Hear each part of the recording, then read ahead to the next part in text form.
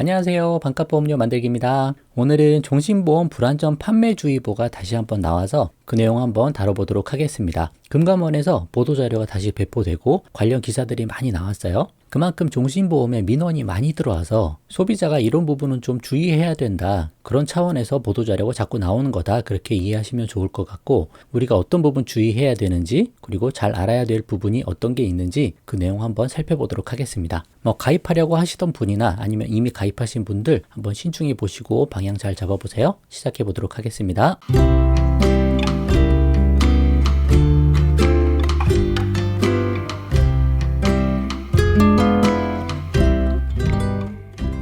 자, 아주 간단하게 종신보험이 뭔지만 간단히 설명해 볼게요. 종신보험은 사망보험금을 준비하는 보험이죠. 그러니까 주계약하고 특약이 있는데 주계약이 사망보험금이에요. 내가 죽으면 가족들에게 사망보험금 가입한 금액이 나오게 되는 거죠. 근데 이제 언제 사망해도 사망보험금이 나오는 상품이다 보니까 내가 80세에 죽어도 100세에 죽어도 사망보험금 약정한 금액이 나오게 되는 거죠. 그리고 거기다가 그 주계약만 가입하는 것도 아니고 다른 특약들도 함께 가입하다 보니까 보험료가 매우 비싼 편이다. 비싸니까 어떻게 돼요? 많이 유지하지 못하고 해지하는 거죠. 그래서 10년 유지율 평균이 한 30%대 정도 나오고 20년 납으로 가입하면 그거를 끝까지 완납하기가 쉽지 않죠. 보험료가 비싸면 누구한테 일단 좋은 거예요? 설계사에게도 수당이 많이 가고 보험회사도 남으니까 수당을 많이 주는 거겠죠? 그런 관점들을 일단 잘 아시고 한번 시작해보면 좋겠다. 그런 차원에서 말씀드려 봅니다. 자, 금감원 보도자료 먼저 좀 볼게요. 2023년 2월 27일에 나온 거고, 종신보험은 상담 과정에서부터 충분한 설명을 요청하여 듣고 이해한 후에 가입 여부를 결정하세요 라고 나왔습니다.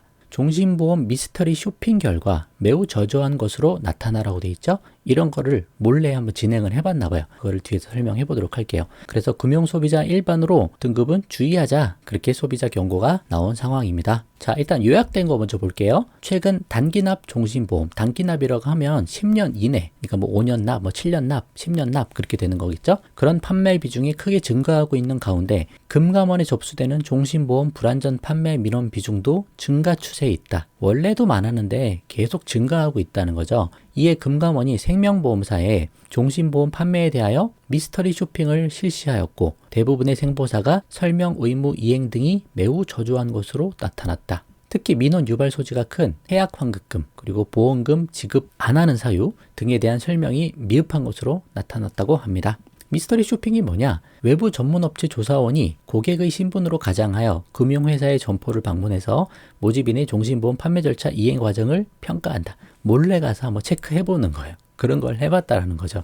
작년 말에 이런 것들을 평가했는데 어떤 걸 평가했냐? 상품 설명 의무를 잘 이행하고 있느냐? 그리고 판매업자 잘 표시하고 있고 추가 정보 같은 거 잘 제공하느냐? 이해하기 쉬운 추가 설명을 해줬느냐? 부당 권유한 건 아니냐 등 4개 부분에 18개 항목으로 평가를 했다라는 거죠. 그래서 17개 생명보험사의 종신보험 판매에 대해서 이런 미스터리 쇼핑을 실시했는데 평가 결과 보통은 2개사에 불과하고 나머지 15개사가 저조한 것으로 나타났다. 우수도 있고 양호도 있는데 해당되는 게 하나도 없죠. 보통이 그나마 2개 회사가 됐고 나머지 15개사는 미흡도 아니고 저조 등급으로 나왔다라는 겁니다. 자세히 설명 안 하고 대충 가입한다는 거예요. 또 뒤에서도 나오겠지만 이거 사망보험금 받는 목적이 아니고 그냥 저축형 상품으로 저축해라. 조금만 더 참고 하면 원금 이상 나온다. 그런 식으로 해서 유도를 하는 것으로 생각이 좀 됩니다. 그래서 최종 정리한 자료가 요겁니다. 종신보험 가입할 때 금융소비자는 다음 사항에 대해서 설명 의무 이행이 누락되지 않았는지 꼼꼼하게 확인하고 가입 여부를 결정해야 된다. 결국 가입은 내가 하는 거니까 정확하게 판단하고 하라는 거예요. 첫 번째, 종신보험은 보장성 보험이다. 사망보험금 받겠다고 가입하는 거지 저축성 보험 상품이 아니다라는 거죠. 이거 그냥 누누이 말씀드리는데 이걸로 가입을 합니다. 저는 이렇게 보험으로 저축하는 게 효율이 떨어진다라고 이야기를 하고 있는데 그럼에도 불구하고 이런 식으로 많이 판매가 되고 있더라 그런 거죠. 또 상품 설명서에 관한 판매자의 설명을 충분히 요청하여 듣고 주요 내용 확인 사항을 꼼꼼히 체크하고 가입 여부를 결정해야 된다라는 거죠. 또 요즘에 단기납 종신보험이 많이 판매가 되고 있는데 동일한 보장 내용, 같은 금액을 가입할 때 길게 납입하는 종신보험 대비 보험료가 비싸다라는 거죠. 짧게 내고 끝내자라고 하지만 이거 자체는 길게 나눠내는 거 대비 보험료가 압축해서 내니까 당연히 비싼 거죠. 근데 그거를 알고 하면 상관없는데 모르고 하지는 말자라는 거예요. 그리고 체증형 종신보험 이렇게 같이 묶어서 요즘 많이 팝니다. 그러니까 보험금이 늘어나는 거예요. 시간이 지나면 지날수록. 화폐 가치 하락을 대비하는 거죠. 근데 이렇게 최저형으로 가입하는 거는 사망보험금이 증가하는 만큼 동일한 가입 금액의 종신보험에 비해 보험료가 비쌉니다. 이렇게 묶어서 파는 거에 민원이 자꾸 들어오니까 이런 걸 설명을 해주는 거예요. 그리고 일정 기간 사망보장을 위해서라면 정기보험 가입도 고려하세요 라고 나와 있습니다. 저는 그냥 정기보험만 가입하자고 말씀드리잖아요. 위험을 해지하려고 가입하는 거지 뭐 자녀한테 많은 금액을 상속하려고 지금 종신보험을 가입하는 사람은 좀 부유한 사람, 넉넉하신 분들 그런 분들이 하면 좋지만 그런 게 아니라면 그냥 위험을 해지하는 수단으로 보험을 사용하자. 그 정도만 말씀드리는 거예요. 정기보험 가입하면 훨씬 싸니까 그리고 큰 위험을 대비할 수 있으니까 그게 좋다는 거죠. 그리고 무해지, 저해지 환급형의 경우 해약 환급금이 표준형 상품보다 적거나 없을 수 있습니다. 그러니까 이거는 알고 가입해야 되는 거죠. 특히 뭐 무해지 같은 경우는 납입 도중에 해지를 하면 한 푼도 못 돌려받으니까 해지하는 사람들 그 돈을 받아서 완납하는 사람들한테 어떻게 보면 돈이 가는 거죠. 그래서 이 단기납 그리고 최증형 그리고 무해지 저해지 이걸로 묶어서 요즘에 많이 판매하고 있다. 그런데 이런 것들을 우리가 충분히 알고 정확하게 판단을 해야 실수가 없다는 거죠. 그래야 민원도 안 넣게 되는 거고 정확하게 알아야 됩니다. 일단 그냥 괜찮아 보이니까 가입하는데 나중에 생각해 보니까 이거 보험료 좀 부담되네? 이거 내가 제대로 하고 있는 거 맞아? 판단하고 나중에 해지하게 되는 거예요. 처음 가입할 때부터 신중하자 말씀드려봅니다. 자, 이거 외에도 엄청나게 많은 자료가 있는데 내용이 좀 길어서 그냥 이것만 가져와 봤어요. 부담권유 같은 것들이 되는데 종신보험이 은행의 저축성 예금보다 수익률이 높아서 재테크용으로 보유하기 좋다라고 설명하는 등 종신보험을 저축성 상품으로 설명하는 경우들이 있다. 주로 이렇게 많이 판매한다고 들었어요. 근데 저축용 상품이 아니라는 거죠. 또 핵심 상품 설명서를 교부하지 않거나 아니면 일부 내용만 교부하거나 핵심 설명서상 상품의 특징에 대해 반드시 설명해야 하는 내용을 누락하고 있다. 어떤 것들을 이야기 안 하냐 보면 종신보험은 피보험자의 사망을 보장하는 보장성 보험으로 저축 연금 목적에는 적합하지 않다는 사실을 설명을 안 하고 있다는 거죠.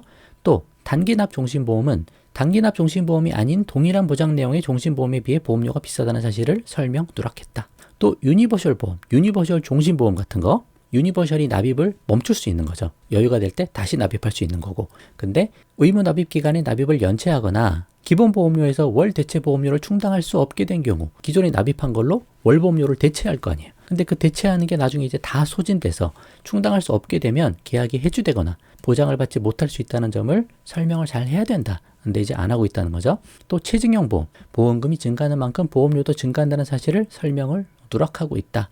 이런 걸 정확하게 다 설명을 하고 가입을 시켜야 된다는 거죠. 근데 안 되고 있더라 라는 내용입니다. 그래서 이런 기사들이 많이 나와요. 금감원 종신보험 설명 의무 이행 매우 저조하다. 불안전 판매 주의보가 나오고 있다.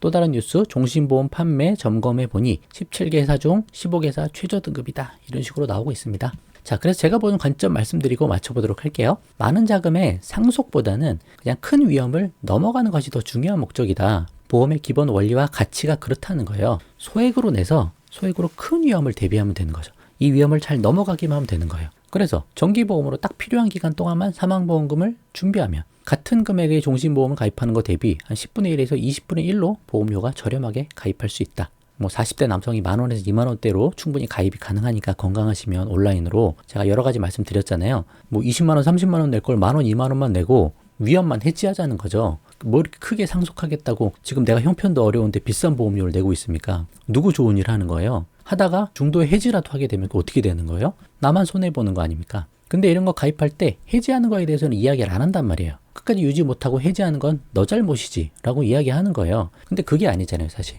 이 사람이 충분히 이걸 끝까지 납입할 수 있는지 잘 판단하고 소득 수준이랑 뭐 가정 형편이랑 또 가족 구성원 수까지 다 파악해서 이 정도 하는 게 좋겠습니다 라고 이야기하면 좋은데 비싸게 가입하면 가입할수록 보험 설계자 수당이 높아지는 구조다 보니까 그런 것까지 생각을 안 하는 거죠. 나는 설명 잘하고 잘 가입했으면 됐어.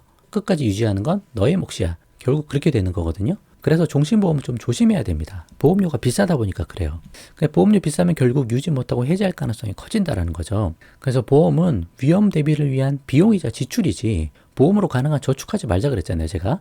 나중에 80세 돼서 100세 돼서 이 종신보험 보험금 받으면 뭐예요? 화폐 가치가 얼마나 많이 떨어지는데. 그래서 우리가 내는 보험료가 비용이고 지출이니까 이거는 내면 사라지는 거잖아요. 이거 돌려받을 생각하면 안 된다는 거예요. 그래서 저축이란 것 자체가 이제 모순이다라고 저는 이야기하는 거예요.